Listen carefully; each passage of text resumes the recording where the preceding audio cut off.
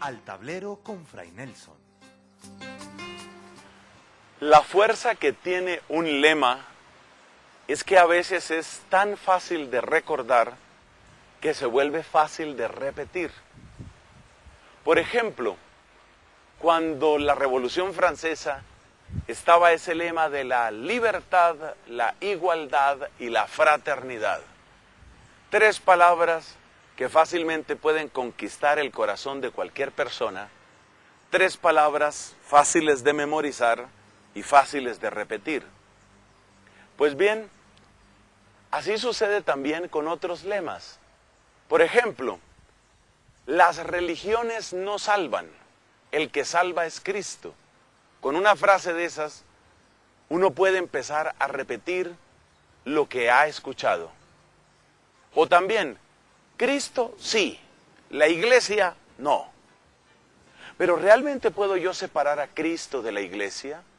¿Puedo separar yo a Cristo de la confesión que hacen millones y millones de personas y eso se llama una religión? Por eso, hoy vamos a hablar de la iglesia como columna de la verdad. Es un esfuerzo de valentía, pero tú me vas a acompañar. Al tablero con Fray Nelson Medina.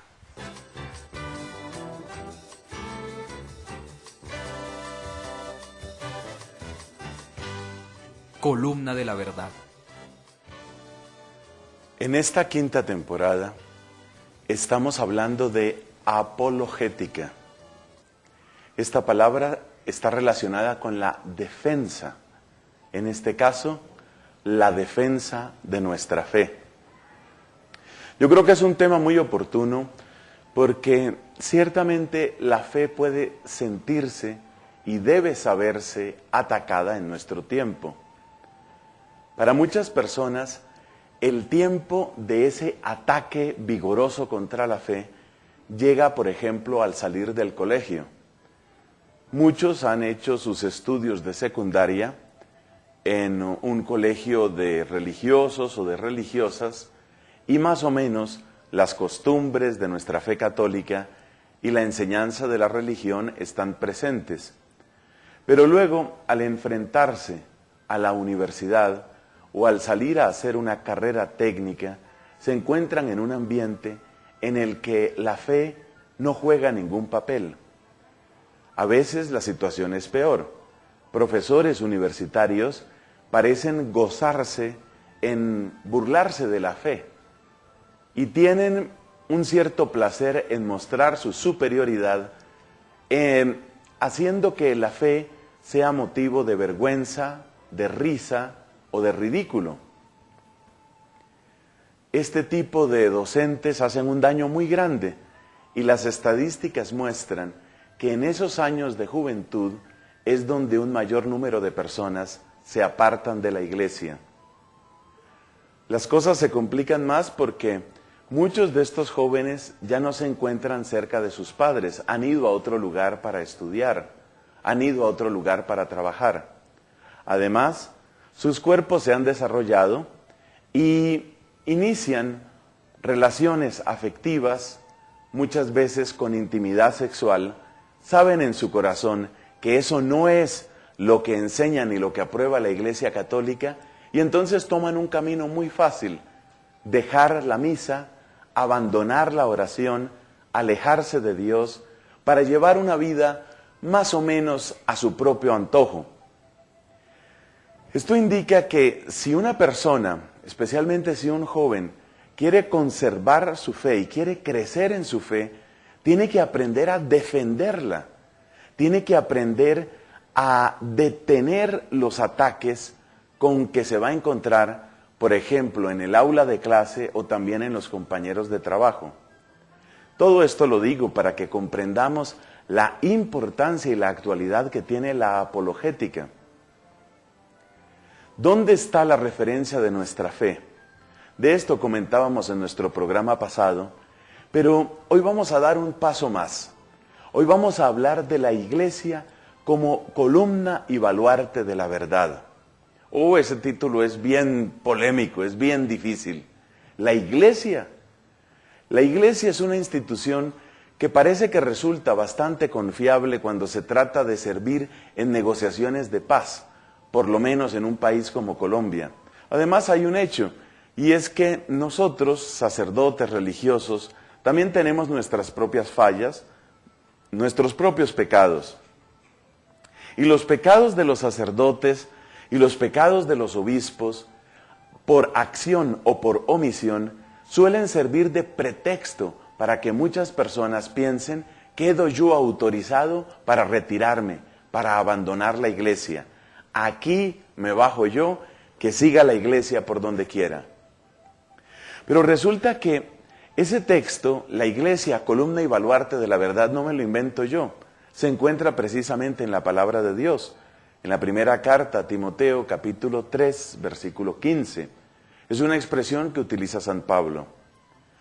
Vamos a hablar entonces sobre qué puede servir de referencia de la verdad, pero esta vez centrando nuestra atención en por qué nosotros afirmamos con San Pablo que la iglesia es columna y baluarte. Hay algunos que creen que para la dirección de nuestra vida, para tomar el timón de nuestra vida, basta con la ciencia. Se supone que lo científico es suficiente para orientarnos. Hay otros que creen que, no solamente la ciencia, sino la razón. Es decir, aquí entraría ya, por ejemplo, la filosofía o entraría la historia, disciplinas de conocimiento que no suelen ser vistas por todos como parte de la ciencia. Hay otros, especialmente nuestros protestantes, que creen que la Biblia es suficiente para nuestro conocimiento, es decir, el conocimiento que ha de servirnos de guía, para darle una dirección y para darle un sentido a la vida. Nosotros en este programa quisiéramos ponerle un signo de interrogación a estas tres posturas. ¿Es suficiente la ciencia? ¿Es suficiente la razón humana? ¿Es suficiente la Biblia? Nos damos cuenta que cuando se habla de ciencia, pues se habla de un cuerpo muy respetable de conocimientos. Además, la ciencia viene acreditada por sus enormes éxitos en términos del quehacer tecnológico. Ustedes y yo utilizamos aparatos muy sofisticados que dependen de un profundo conocimiento de las leyes de la ciencia. Utilizamos, por ejemplo, los teléfonos celulares, utilizamos televisores, utilizamos satélites, utilizamos internet, y todo ello habla de la eficacia y habla de la profundidad en la que se ha avanzado en el conocimiento científico. Pero, ¿es suficiente la ciencia para darle un rumbo a la vida humana? Si uno se hace esta pregunta con seriedad, empieza a descubrir que no es tan sencillo responder. En primer lugar, porque la ciencia misma está en continua evolución. Yo no sé si a ustedes les ha pasado lo mismo que a mí. Cuando uno ya tiene cierta edad, ya uno ha visto que hay muchos estudios científicos que dicen una cosa y otros estudios científicos que dicen otra cosa. Y eso pues es normal dentro del crecimiento de ese cuerpo de conocimientos que llamamos ciencia. Así, por ejemplo, hay una cantidad de estudios que dicen que es muy malo el uso de los teléfonos celulares porque un celular cerca de tu cabeza te está más o menos cocinando la corteza cerebral. Pero hay otros estudios, incluso estudios recientes, que dicen que no es así, y las últimas investigaciones dicen que no parece haber un efecto que sea correlativo. Es decir, que uno pueda decir más uso de teléfono celular implica más daño cerebral o cáncer en el cerebro. No existe esa correlación. La ciencia nos deja perplejos muchas veces. Todavía no tenemos claridad sobre cómo muchos comportamientos humanos pueden relacionarse con la ciencia o con el conocimiento neurológico. Un accidente muy famoso que aconteció en el Reino Unido hace ya bastante tiempo, supuso que una persona estaba poniendo un poco de dinamita en una mina y una barra atravesó el cráneo de este ser humano, de este hombre, pero no murió. La barra entró como por el paladar, salió por arriba, le atravesó el cerebro, la persona no murió, pero su comportamiento cambió completamente. Es decir, su personalidad cambió completamente. ¿Qué relación tiene la personalidad con el cerebro? Es una cosa muy difícil de resolver. Todavía no podemos tener completa claridad sobre si realmente muchos de los temas que queremos resolver con pastillas, con pepas, son en realidad asuntos del cerebro o asuntos de comportamiento o asuntos de interacción con otras personas. Yo personalmente tengo bastante desconfianza a esa tendencia que existe hoy a resolverlo todo con pastillas. El niño es hiperactivo, dele su pastilla. El niño está depresivo, dele su pastilla. El muchacho está inquieto, su pastilla. Pastillas para el niño, para la niña, para el hombre, para la mujer, para el anciano. No digo yo que falte base científica para eso, pero yo llego a desconfiar de que todos los problemas los podamos resolver tan fácilmente con pastillas y con aparatos. Pero mi razón principal para desconfiar de la ciencia como guía y como verdadero timón de la vida humana, mi razón más profunda es esta. Resulta que la ciencia describe cómo son las cosas, pero no necesariamente nos dice algo sobre cómo deberían ser las cosas. Y son dos problemas completamente diferentes. Por ejemplo, la ciencia nos cuenta, y esto ya lo hemos comentado en otra oportunidad, la ciencia nos cuenta que el animal fuerte se come al animal débil. Por ejemplo, si el león es más hábil o más ágil que la cebra, pues se come a la cebra y se acabó el problema. Bueno, ahora trata de aplicar eso a la vida humana. ¿Qué significaría eso? ¿Significa entonces que el país grande se trague los recursos del país chico? ¿Significa eso que la clase rica explote y exprima a la clase pobre? Creo que ni tú ni yo estamos de acuerdo con esa conclusión. Pero eso es lo que podría deducir uno basándose únicamente en la ciencia. ¿Por qué? Porque la ciencia nos muestra lo que las cosas son, no lo que las cosas deberían ser. Y resulta que para dirigir la vida humana no se necesita únicamente lo que las cosas son, sino cómo deberían ser. Por eso, aunque la ciencia es un gran tesoro del conocimiento humano, no es suficiente. Bueno, entonces hablamos de la razón. Cuando hablamos de razón, estamos hablando de filosofía, estamos hablando de historia, estamos hablando de literatura, porque usualmente se interpreta o debe interpretarse la razón como una actividad humana que va más allá del puro quehacer científico. Pero resulta que la razón tampoco parece suficiente, porque también en la razón, si uno mira la historia de la filosofía, uno ve que en buena parte lo que han hecho los filósofos es cada uno descartar a los anteriores. Es muy famosa la frase de un famoso filósofo llamado Hegel. El famoso Hegel, cuando hizo su historia de la filosofía, presentó todo el quehacer, toda la labor de los filósofos anteriores, la presentó como preparación a su propia filosofía. Es decir, él se presentó algo así como la cumbre de una montaña y todos los demás eran aproximaciones más o menos bajas a esa cúspide a la que él había llegado. Kant intentó lo mismo, Husserl quiso hacer lo mismo, Heidegger quiso hacer lo mismo, la filosofía analítica hace lo mismo. Es decir, yo no desprecio en absoluto el uso de la razón humana, pero que esa sea la guía, pues es muy difícil de admitir, porque resulta que esos autores se descalifican los unos a los otros. Y cada autor considera un poco como Hegel, que es la cumbre de una montaña y que todo iba hacia Hegel. Pues parece que eso como guía de la vida humana es insuficiente. ¿Será que entonces la Biblia por sí sola, la sola Biblia, sí sirve de guía para la vida? Lo vamos a examinar en unos instantes. Esta serie sobre apologética que estamos transmitiendo es el fruto de las sugerencias de ustedes, queridos cristovidentes. Ustedes se han hecho presentes y han participado a través de este correo, que sigue abierto, por supuesto. Al tablero, lo escribimos así como si fuera una sola palabra, @cristovision.org. Al tablero @cristovision.org. Tus preguntas, tus sugerencias, tus mensajes de ánimo también son bienvenidos en esta dirección. Y quiero que tomes nota también de esta otra dirección si a ti te interesa recibir formación católica gratuita en tu correo electrónico todos los días.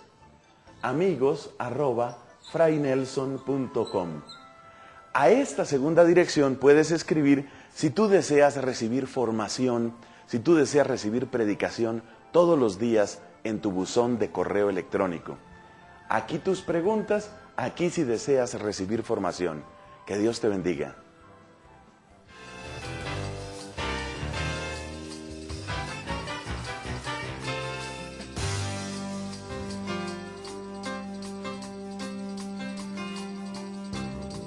Fray Nelson, hoy vi por primera vez su programa y le doy gracias a Dios por todas estas enseñanzas que podré aplicar en mi vida y compartir con los que nos rodean. Dios lo bendiga y le fortalezca y dé discernimiento.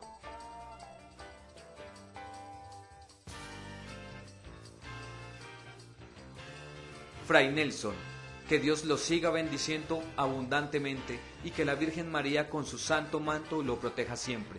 Usted es un padre muy madre. Muchas gracias por sus muchas humanas y espirituales enseñanzas. Le estoy profundamente agradecido.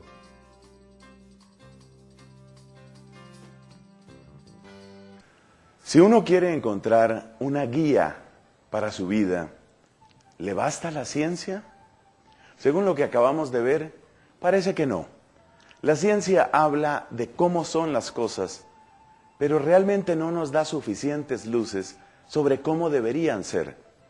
De hecho, mirando la grandeza del universo, pero una grandeza que nos deja un poco fríos, no sabemos si nosotros somos parte de un episodio fantástico de la nada o si hay un propósito realmente profundo en nuestra vida.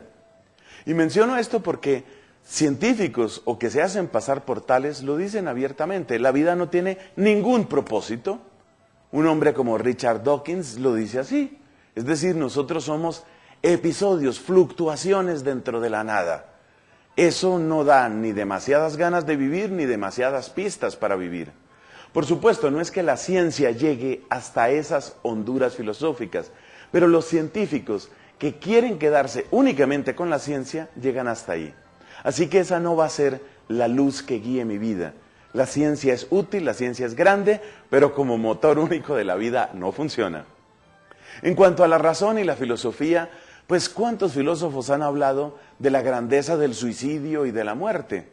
Un hombre como Jean-Paul Sartre empujó decenas y decenas de personas, no literalmente, sino a través de sus escritos, los empujó al borde de la desesperación, de la angustia y del suicidio. Yo no sé cómo será ese asunto cuando Sartre tenga o haya tenido que darle cuentas a Dios por haber empujado tanta gente a la desesperación. Schopenhauer, Nietzsche, Freud y muchos otros que se han presentado como grandes maestros de la racionalidad humana no son muy diferentes en este aspecto. Decir que esos van a ser mis maestros en la vida, sabiendo que además viven contradiciéndose los unos con los otros, parece bastante insuficiente.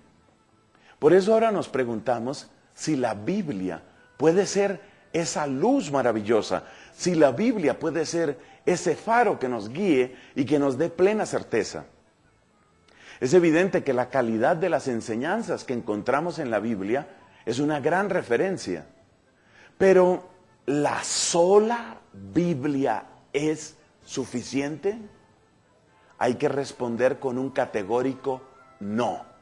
Y voy a presentar 4 razones muy fuertes por las cuales la sola Biblia jamás puede considerarse como única norma. Observa lo que estoy diciendo, la sola Biblia. Cuando digo la sola Biblia, quiero decir la Biblia tomándola únicamente como libro y separándola de la comunidad creyente. Porque cuando ya tú hablas de comunidad creyente, cuando tú hablas de una tradición interpretativa, cuando tú ya hablas de grandes personajes que los hay en todas las confesiones cristianas, ya eso no es sola Biblia, ya eso no es sola Biblia.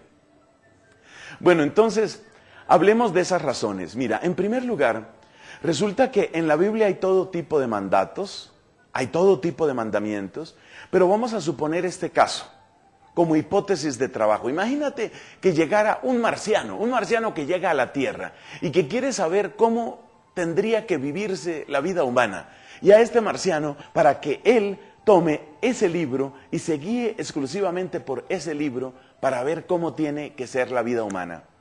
Pues ese marciano se encontraría una cantidad de textos del Antiguo Testamento que dicen una cantidad de cosas y una cantidad de mandatos que lo dejarían primero perplejo y después profundamente descontento. Se encuentra, por ejemplo, en la Biblia un texto que dice que no se deben mezclar telas de distinta calidad. Y yo creo que lo que yo tengo puesto, este hábito dominicano, y lo que tú tienes puesto allá en tu casa, tiene una cantidad de mezcla de distintas telas. Lo más probable es que tú tengas dacrón, y nylon, y algodón, y licra, y no sé cuántas cosas más, porque yo no soy bueno para recordar nombres de telas. Entonces, seguramente este hombre sentiría que eso es ridículo.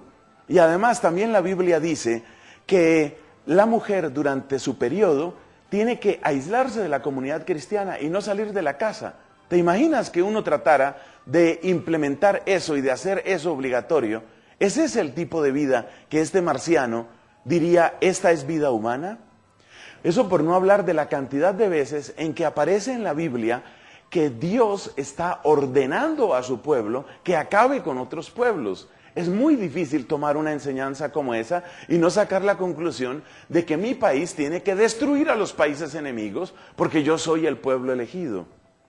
Así que la primera razón por la que la sola Biblia no va a funcionar es porque los mandamientos que aparecen en la Biblia son demasiado diversos. Lo que aparece como mandado por Dios es demasiado diverso y es complejo así hacerse una idea. De hecho, muchos ateos se burlan de la Biblia por este tipo de mandatos. Una segunda razón por la que la Biblia parece que no va a servir para la vida humana es porque si tú tomas el solo libro de la Biblia y tú tomas lo que ahí se dice del mundo y del universo y de la historia del universo, tú vas a sacar la conclusión que sacó muchísima gente, que el mundo tiene algo así como 6,000 y tantos miles de años.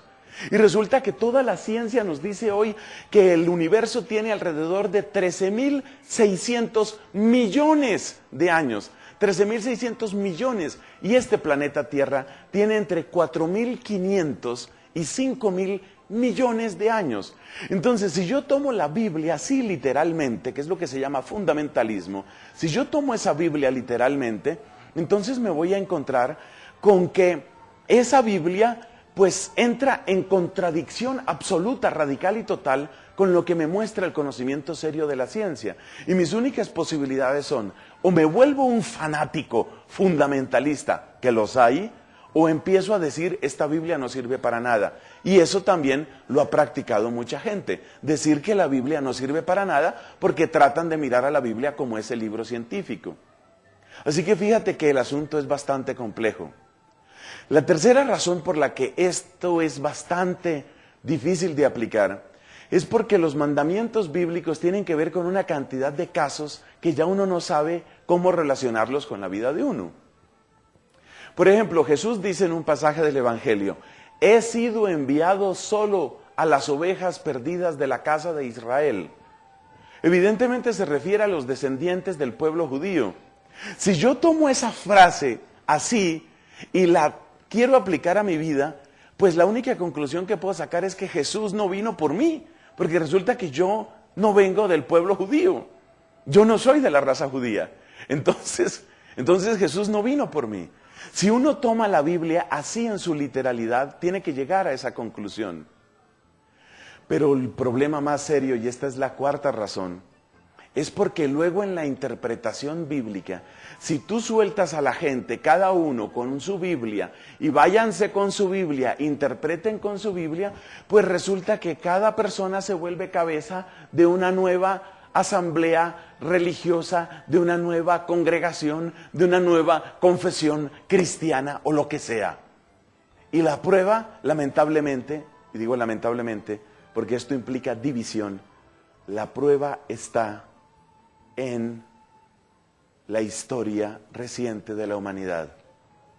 A principios del siglo XVI, un hombre llamado Martín Lutero dividió el cuerpo de Cristo.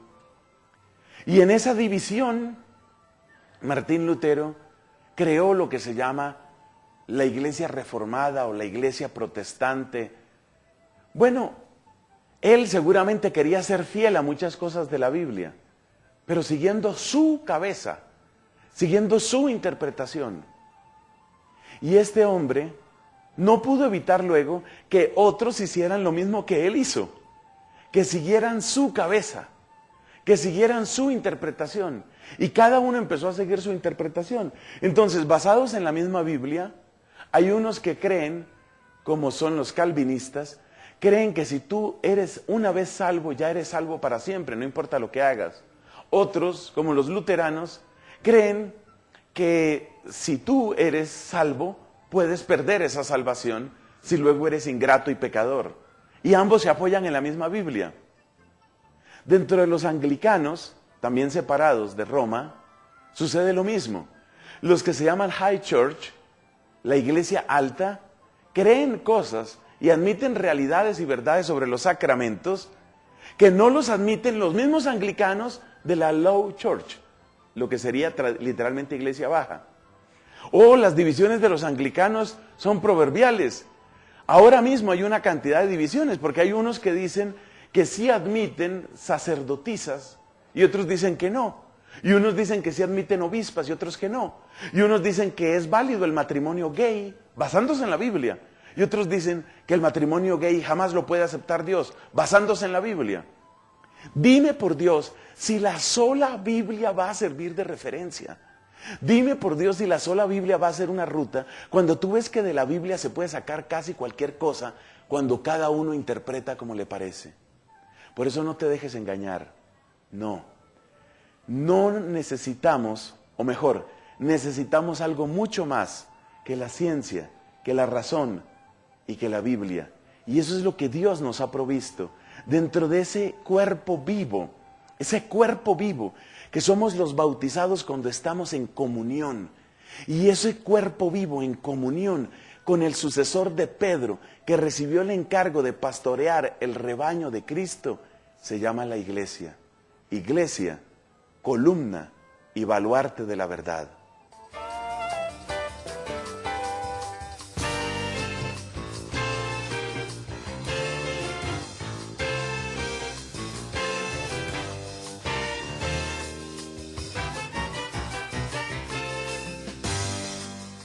Al tablero con Fray Nelson.